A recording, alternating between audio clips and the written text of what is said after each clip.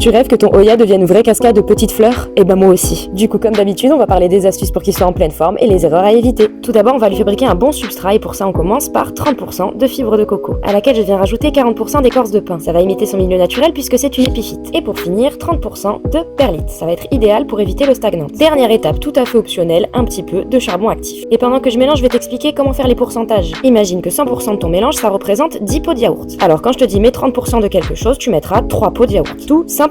J'espère que t'as compris. Moi, mon substrat, il est prêt, je vais m'occuper de rempoter. Et maintenant, on va parler des erreurs qu'on fait trop souvent. Comme d'habitude, une plante, elle déteste le surarrosage. Si tu vois que les feuilles sont molles, c'est que t'as trop arrosé. Numéro 2, pas assez de lumière. Elle adore la lumière vive, mais sans soleil direct. Et numéro 3, ça va t'étonner, mais pas de support. On aime bien laisser tomber les Hoya, mais en réalité, ils adorent grimper. En tout cas, ça peut participer à son épanouissement. On est d'accord, c'est pas indispensable, mais ça peut aider. Si elle manque d'engrais, elle peut également bouder. Alors tant que tu vois qu'elle fait des nouvelles feuilles, mets-lui de l'engrais toutes les 2 semaines. Voilà, c'est tout, tu vois, c'est pas si compliqué. Il reste plus qu'à patienter pour voir des fleurs apparaître. Et vous serez pas déçus parce que ça sent trop bon. Par contre, si elle fane, ne les coupe surtout pas. Elle a des pédoncules floraux récessifs, ça veut dire que ses fleurs poussent au même endroit chaque année.